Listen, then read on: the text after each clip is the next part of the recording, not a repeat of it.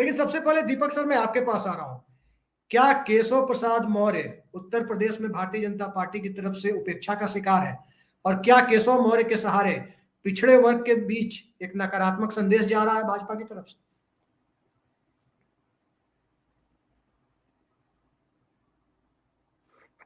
अगर आप सिर्फ चुनाव के समय अगर आप उनको उस नेता को याद करेंगे और चुनाव के समय ही पार्टी उनको अहमियत देगी, उनको जगह देगी, तो जाहिर तौर पर बाकी 4.5 साल में 4 साल में हम कैसे उस नेता से ये अपेक्षा कर सकते हैं कि वो एक बहुत बड़ा जो है वोट हमारे साथ लेके आए। उसके चेहरे पर जो मौर्य हैं, शाक्य हैं, कुशवाहा हैं, सैनी हैं, जो उनकी बिरादरी के वोट है, सारे के सारे यूपी में शिफ्ट हो जाए। आपने खुद ओबीसी का चेहरा बनाया, लेकिन सिर्फ पोस्टर। 2017 में आपने पोस्टर पे जगह दी केशव प्रसाद मौर्य को, आपने 2017 में मंच पर जगह दी, और उसके बाद 2022 में फिर से आपने जगह देनी शुरू करी। हमने देखा कि जो सबसे महत्वपूर्ण तस्वीरें जो हमने मौर्य साहब की देखी, केशव प्रसाद मौर्य जी की, वो तस्वीरें हमने पार्लियामेंट में प्रधानमंत्री के साथ देखी 2 महीने पहले। उससे पहले हमने वो तस्वीरें नहीं देखी जब प्रधानमंत्री ने उनको बुलाया, संसद में बैठाया, चाय पिलाई, इंपॉर्टेंस दी और उनके बारे में कोई ट्वीट किया। मेरा सिर्फ ये कहना है कि 4.5 साल केशव प्रसाद मौर्य को हाशिए पे रखा गया। 4.5 साल उनकी फाइलें, उनके दस्तावेज पीडब्ल्यूडी मंत्रालय के, वो कहीं ना कहीं योगी आदित्यनाथ के दफ्तर की जो अलमारियां हैं उनमें बंद रही। अब आप उन फाइलों पर आप एक्शन नहीं ले रहे हो, उनके विभाग में जो धन स्वीकृत होना था प्रोजेक्ट के लिए उनको रोका जा रहा हो, वो अपनी मर्जी से प्रमुख सचिव या कुछ काम के फैसले ना ले पाए, और फिर अचानक एक दिन जब 4 साल बीत जाए तो मुख्यमंत्री को याद आए कि नहीं, ये हमारे पड़ोसी भी हैं, ये हमारे 5 कालिदास मार्ग के बंगले के बगल में रहते हैं, हमें दीपक सर आपका माइक लगता है कि कुछ दूर है, इस वजह से। जी, हमारी आवाज हमारी जी पहले से बेहतर है? जी, पहले से थोड़ी बेहतर है, बहुत बेहतर नहीं, थोड़ी बेहतर है। अच्छा, तो मैं ये कह रहा था कि जो जिस तरह से उपेक्षा की गई, जिस तरह से इनको हाशिए पर रखा गया, जिस तरह से केशव प्रसाद मौर्य को 4.5 साल एक गुमनामी के दौर से गुजरना पड़ा, जहां उनकी ताकत छीन ली गई। आप सिर्फ चुनाव, इलेक्शन टू इलेक्शन अगर आप पावर करेंगे किसी नेता को, तो ना बिरादरी का वोट आएगा, ना पार्टी को फायदा होगा। और मुझे लगता है कि केशव प्रसाद मौर्य ना सिर्फ मुख्यमंत्री योगी, ना सिर्फ वो केंद्रीय नेतृत्व, पार्टी ने उनको जो जगह देनी चाहिए थी वो जगह 4.5 साल नहीं दी।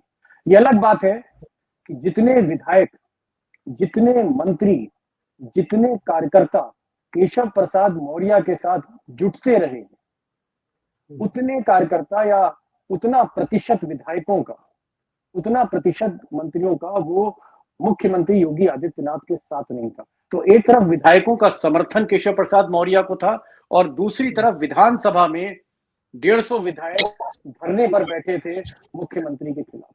तो ये जो एक भाजपा की त्रासदी है, ये जो भाजपा की ट्रेजेडी है कि कब नेता को आगे बढ़ाना है, कब उसको पीछे धकेल देना है, मुझे लगता है कि इस सिंड्रोम के शिकार हुए हैं केशव प्रसाद मौर्य।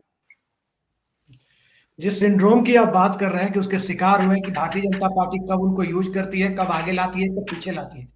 इससे जुड़ा हुआ एक सवाल और है कि एक मुश्किल सीट सिराथू, जिसके बारे में मुझे कई लोगों ने बताया कि यह सीट भारतीय जनता पार्टी के लिए कोई बेड ऑफ रोजेज नहीं है, वहां बहुत सारी मुश्किलें आने वाली है। 45% के करीब वहां पर अनुसूचित जाति के वोटर हैं, अल्पसंख्यक भी है। और पिछली बार भाजपा की जो जीत हुई थी वो इसलिए हुई थी कि बसपा ने मुस्लिम उम्मीदवार उतार करके वहां पर बहुत बड़ा वोट काटा था, जिस वजह से उनकी जीत हुई थी। क्या आपको लगता है कि एक तरह से केशव प्रसाद मौर्य को निपटाने की भी तैयारी कर ली गई है सिराथू भेजकर?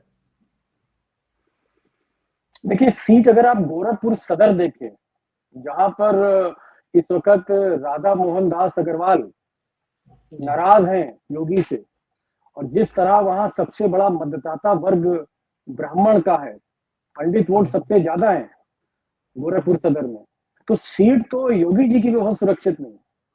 और जहां तक अम्बेडकर नगर की बात है, जहां सिराथू सीट की आप बात कर रहे हैं, ओबीसी फैक्टर वहां पर रहेगा। और हमें ये नहीं भूलना चाहिए कि डिप्टी चीफ मिनिस्टर मौर्य साहब और चीफ मिनिस्टर योगी आदित्यनाथ दोनों ही 2018 में बाई इलेक्शन में उन्होंने उन्हें हार का सामना करना पड़ा था। जो सीट उन्होंने छोड़ी थी, जिस पर उपचुनाव हुए थे, उन सीट पर बीजेपी हारी थी। तो आप ये नहीं कह सकते कि इलेक्टोरल पॉलिटिक्स, जो चुनावी राजनीति है, जो चुनावी सियासत है, उसमें हम ये नहीं कह सकते कि केशव प्रसाद मौर्य जो है वो बब्बर शेर है या वो कोई बहुत बड़े खिलाड़ी हैं वोटों के। तो मुझे लगता है कि चाहे वो सिराथू हो, चाहे वो इलाहाबाद से कहीं लड़ जाते, अम्बेडकर नगर से भी लड़ते, फूलपुर से लड़ते, कहीं से भी लड़ते, किसी भी सुरक्षित बहुत ज्यादा एक ऐसी सेफ सीट से भी लड़ते, तो आप ये नहीं कह सकते हैं कि वो बहुत बड़े वोट पुलर है। ये मैंने पहले भी आपसे कहा कि जिस नेता को आप 4.5 साल गोदाम में रखते हैं और फिर झाड़ पोंछ के आप शोकेस जो चुनाव का बनाते हैं उसमें आप खड़ा कर देते हैं, इस तरह के मोहरे ट्रम्प कार्ड नहीं हो सकते। आपको लगातार लगातार उनको प्रोत्साहित करना पड़ेगा। जिस डिप्टी सीएम की फाइलों पर चीफ मिनिस्टर बरसों बरस बैठे रहे, जिस डिप्टी सीएम को प्रधानमंत्री 4 साल समय ना दे मिलने के लिए, जिस डिप्टी सीएम की अहमियत पार्टी के संगठन में स्वतंत्र देव सिंह उनके पर कतरने की कोशिश करें, हम कैसे अपेक्षा करते? तो मुझे लगता है कि हमें केशव प्रसाद मौर्य को घेरना नहीं चाहिए। ये एक नाइंसाफी होगी। केशव प्रसाद मौर्य का जो दूसरा पहलू है अभिषेक जी, जहां वो सज्जनता से मिलते हैं, उनका आप आचरण देखिए। मैं आपको एक अपना निजी एक एग्जांपल दे रहा हूं। मैं केशव प्रसाद मौर्य को नहीं जानता, लेकिन मुझे एक स्टोरी में उनका वर्जन चाहिए, और तब मैंने उन लखनऊ के एक पत्रकार से उनका फोन नंबर लिया, जो उनका मोबाइल नंबर था। और जब मैंने मोबाइल नंबर मिलाया तो घंटी उठी, तो मैंने कहा कि कृपया करके मेरी केशव प्रसाद मौर्य से बात करा दी। तो उधर से आवाज आई, बोल रहा हूं। मैंने कहा नहीं, मैं केशव प्रसाद मौर्य से बात करना चाहता हूं, मैं दीपक शर्मा हूं, दिल्ली से पत्रकार। तो उन्होंने कहा साहब मैं ही बोल रहा हूं केशव प्रसाद मौर्य।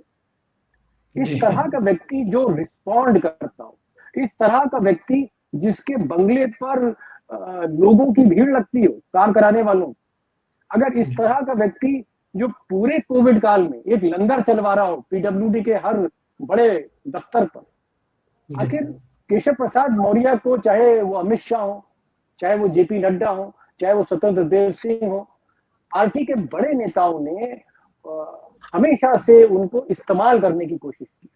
जब जब देखा कि भाई योगी की कहीं ना कहीं अहंकार से, योगी जी के पोस्चरिंग से, अगर उस पोस्चरिंग को डाइल्यूट करना है, वहां पर आपने केशव प्रसाद मौर्य का इस्तेमाल किया। आपने केशव प्रसाद मौर्य को ओबीसी के बड़े चेहरे के तौर पे प्रोजेक्ट नहीं किया। और प्रोजेक्ट आप तब करेंगे जब आप उनको एम्पावर करेंगे, जब आप उनके मंत्रालय को एम्पावर करेंगे। जब आपने उनके मिनिस्ट्री को एम्पावर नहीं किया, जब आपने जो प्रोजेक्ट करना चाहते थे, देखिए एक नारा दिया गया था, गड्ढा मुक्त सड़क दिया गया था, और क्षमता थी मौर्य के अंदर, उनमें क्षमता थी कि वो गड्ढा मुक्त सड़क के प्रोजेक्ट को आगे बढ़ा सकते थे। लेकिन अगर आप फंड रिलीज नहीं करेंगे, अगर आप जाके मोदी जी से ये कहेंगे कि साहब ये कमीशन खाते हैं, इन पर भ्रष्टाचार के आरोप हैं, ये ठेकेदारों से मिले हैं, ये कार्यकर्ताओं को काम दे रहे हैं, इस तरह के अगर आप बेबुनियाद आरोप लगाएंगे, और अगर कोई मिनिस्टर अपने ही मंत्रालय में वो काम कराने में सफल ना हो, तो हम कैसे उस नेता को इतना बड़ा प्रोजेक्ट कर सकेंगे? तो सबसे बड़ी सवाल है कि हमने मौर्य को, बीजेपी ने मौर्य को, केशव प्रसाद मौर्य को चंद्रगुप्त मौर्य बनाने की कोशिश करी सिर्फ पोस्टर पे। लेकिन जब जब चुनाव में जीत मिली, चुनाव खत्म हो गए, तो वो पोस्टर उतार दिए।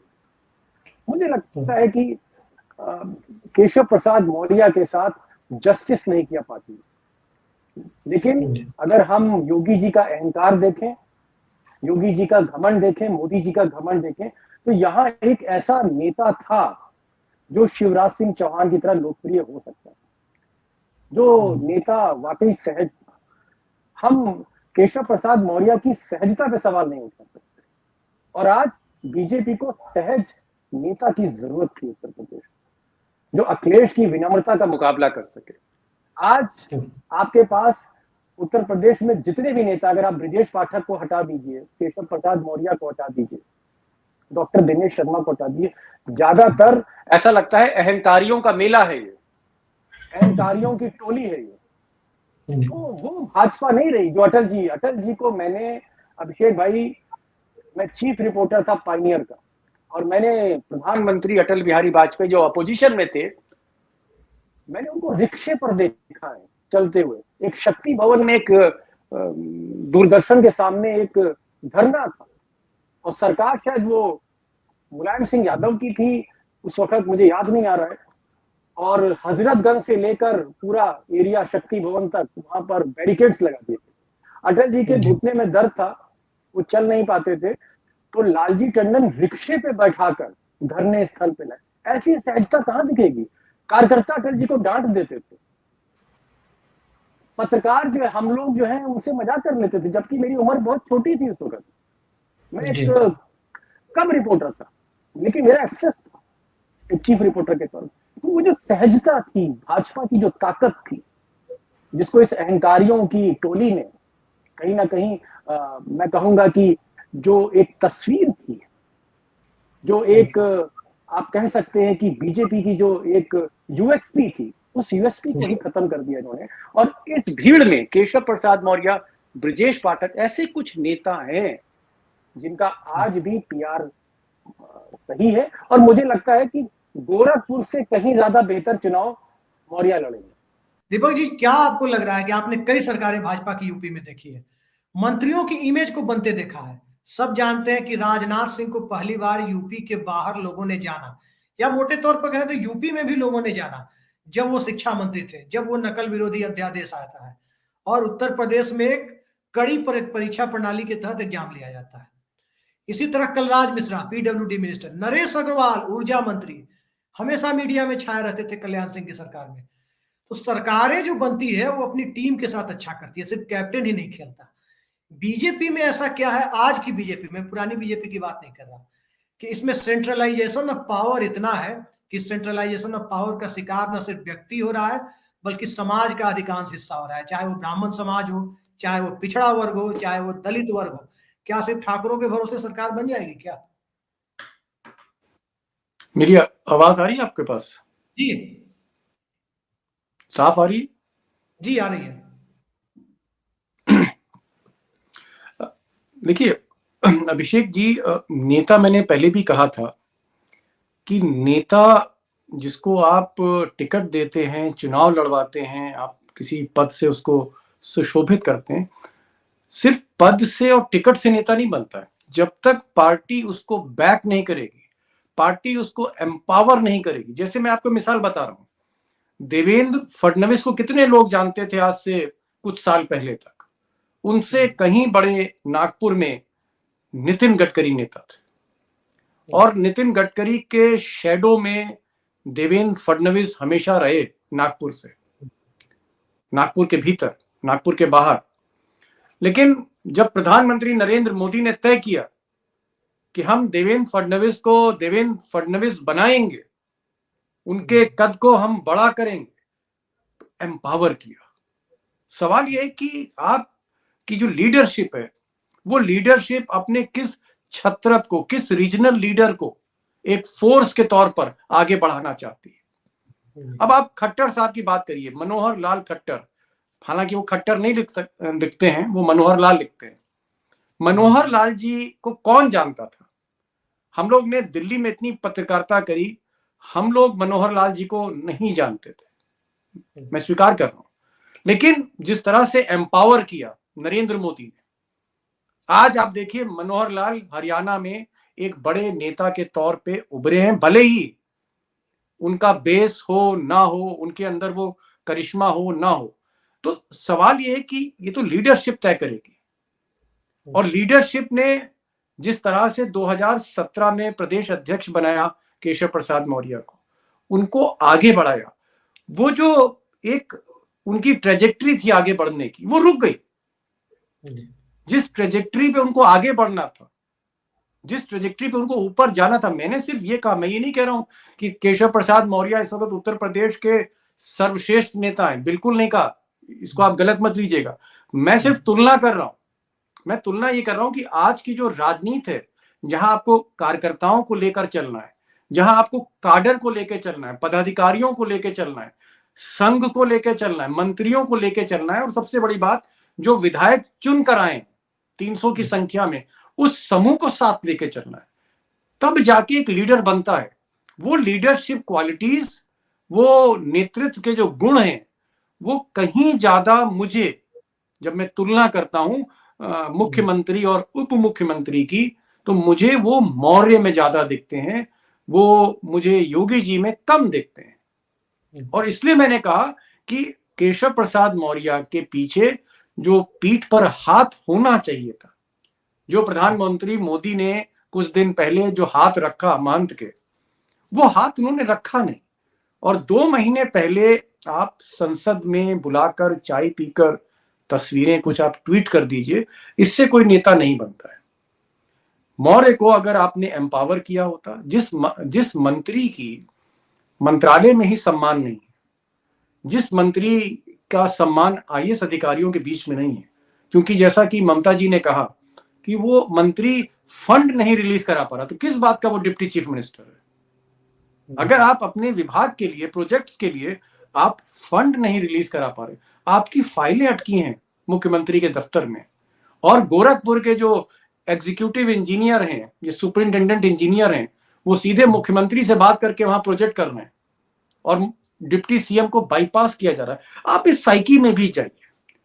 तो ये जो मैंने कहा ना, यूज एंड थ्रो सिंड्रोम है, ये जो अमित शाह हैं या मोदी जी हैं, और आखिर में जब उनको लगा कि चीजें अब हाथ से बाहर निकल रही हैं, योगी जी हठ योग में आ गए हैं, एके शर्मा को स्वीकार नहीं कर रहे हैं, उन्होंने एक अपना एक किचन कैबिनेट बना ली है मंत्रियों की, जिसमें मोती सिंह है, जिसमें डॉक्टर महेंद्र सिंह है, जिसमें एक विधायक धीरेन्द्र सिंह है, जिसमें पार्टी के जो अध्यक्ष हैं स्वतंत्र देव सिंह वो हैं, और इसी तरह से एक कैबिनेट उन्होंने जो है वो अधिकारियों की बना ली है, 5-6 लोगों की। तो जब उन्होंने देखा कि एके शर्मा को स्वीकार नहीं किया जा रहा है, जो केंद्रीय नेतृत्व है उसकी सुनी नहीं जा रही है, तब जाके उन्होंने फिर से मौर्य को चंद्रगुप्त बनाने की कोशिश करी। मेरा सिर्फ ये कहना है अभिषेक भाई, बहुत विनम्रता के साथ, कि 3-3 महीने के पीरियड में कोई चाणक्य चंद्रगुप्त मौर्य नहीं बना पाता, लेकिन भाजपा का जो चाणक्य है वो आखिरी 3 महीने में चंद्रगुप्त मौर्य को अपनी जो है डाई में कास्ट करता है। ऐसे नहीं होता कि 3 महीने में आप किसी को आप चंद्रगुप्त मौर्य बना देंगे। तो एक बहुत, अगर इसको व्यक्तिगत तौर पे देखें, एक व्यक्तिगत तौर पे देखें, देखिए एक इंसान के तौर पे देखें, चाहे लक्ष्मण भाई हो, ममता जी हो, आप हो, गलत हुआ उनके साथ। ये सिर्फ केशव प्रसाद मौर्य का अपमान नहीं है। मुझे आप डिप्टी सीएम बनाइए और उसके बाद आप मुझे स्टूल दे दीजिए बैठने के लिए, मैं अपनी फाइलों के लिए, उनको स्वीकृत कराने के लिए, मैं अपने फंड्स को रिलीज कराने के लिए आपके पीछे भागता रहूं, पोस्ट टू पिलर। ये अपमान नहीं है, ये व्यक्तिगत अपमान है। और इसीलिए मौर्य जी के जो आपने एक्शन जिनका जिक्र किया ममता जी ने, कि उन्होंने कभी नेम प्लेट लगा दी, उन्होंने कोई हवन कराया, उन्होंने कोई इस तरह की पूजा करी, उन्होंने कुछ बयान दिए टेलीविजन कैमरास पे कि साहब अगला चुनाव जो है वो कमल के नाम पे लड़ा जाएगा। इस तरह की चीजें इसलिए आई क्योंकि इस तरह का व्यवहार उनके साथ किया गया। देखिए, इंसान जितना भी सहज हो, इंसान जितना भी मधुर हो, विनम्र हो, उसकी साइकी पे असर होता है, चोट तो लगती है कहीं ना कहीं। तो एक जो एक मनोविज्ञान के तौर पे अगर हम देखें, एक साइको एनालिसिस करें हम, मौर्य साहब की, तो हमें लगेगा कि he was victim of this Gujarat lobby and politics, जिसमें आपने सिर्फ उनको प्ले अप कराना चाहा। जब आपने देखा कि अब योगी के पर कतरने, तो आपने केशव प्रसाद मौर्य को आगे कर दिया। तो मौर्य के साथ राजनीति करी गई। और मुझे लगता है कि जिस अखबार की आप स्टोरी का जिक्र कर रहे थे, इंडियन एक्सप्रेस का, मैंने वो पढ़ी नहीं स्टोरी इंडियन एक्सप्रेस की, लेकिन उसका लबोलवाब भी यही होगा कि आप जब एक राजनेता के साथ राजनीति करते हैं और वो नेता पार्टी की इंटरनल पॉलिटिक्स में फंस जाता है, वो नेता संगठन महामंत्री और मुख्यमंत्री के बीच पिसता है, वो नेता चीफ मिनिस्टर ऑफिस और प्राइम मिनिस्टर ऑफिस और home minister office, CMO, HMO, PMO, इसके अंदर वो फंसता है, तो फिर एक मौर्य ही निकल के सामने आएगा। आपने कहीं ना कहीं केशव प्रसाद मौर्य के आत्मविश्वास से को तोड़ा है, आपने उनके मनोबल को गिराया है। और आज आप चाह रहे हो, दीपक साहब मनोबल का जिक्र कर रहे हैं और साइकोलॉजिकल चोट की बात, मैं बात पूरी कर रहा हूं। तो जिस खिलाड़ी का आप लगातार मनोबल गिरा रहे हैं, उस बल्लेबाज से आप अपेक्षा कर रहे हैं कि ये स्लॉग ओवर्स में 6 गेंद पे 6 छक्के मार दे, कैसे हो सकता है?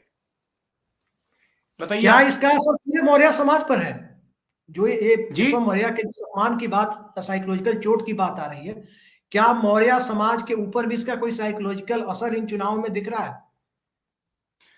देखिए, कुछ चीजें हमें समझनी होगी। आप स्वामी प्रसाद मौर्य को देखिए। स्वामी प्रसाद मौर्य लेबर मिनिस्टर थे और बहुत अच्छा मंत्रालय उनकी कद काठी के हिसाब से नहीं था। उनका जो अनुभव था, 20-20 साल के वो कैबिनेट मिनिस्टर, 2001 में वो नेता विपक्ष रहे, उसके बाद फिर वो नेता विपक्ष रहे जब अखिलेश की सरकार थी। तो जिस स्वामी प्रसाद मौर्य का 30 साल का एक बड़ा पॉलिटिकल कैरियर हो, आप स्वामी प्रसाद मौर्य के पॉलिटिकल फुटप्रिंट्स देखिए। आप उत्तर प्रदेश में, वो प्रतापगढ़ के रहने वाले हैं, इलाहाबाद यूनिवर्सिटी से उन्होंने छात्र राजनीति शुरू करी, रायबरेली से चुनाव लड़ा और जीता, फिर वो गोरखपुर चले गए, पडरौना पूर्वांचल से चुनाव लड़ा और जीता, फिर अपनी बेटी को बदायूं से धर्मेंद्र यादव के खिलाफ चुनाव जिता दिया। तो पडरौना में भी आपको स्वामी प्रसाद मौर्य दिखते हैं, इलाहाबाद में भी आपको स्वामी प्रसाद मौर्य दिखते हैं, प्रतापगढ़ में भी स्वामी प्रसाद मौर्य दिखते हैं, रायबरेली में भी स्वामी प्रसाद मौर्य दिखते हैं, लखनऊ में भी स्वामी प्रसाद मौर्य दिखते हैं, बदायूं पश्चिम में भी स्वामी प्रसाद मौर्य दिखते हैं। ये है फुटप्रिंट्स, ये है सब्सटेंस। तो यहां क्या है? यहां सब्सटेंस की जगह सिर्फ सिंबल है। केशव प्रसाद मौर्य सिंबल है, स्वामी प्रसाद मौर्य सब्सटेंस है। Symbol versus substance.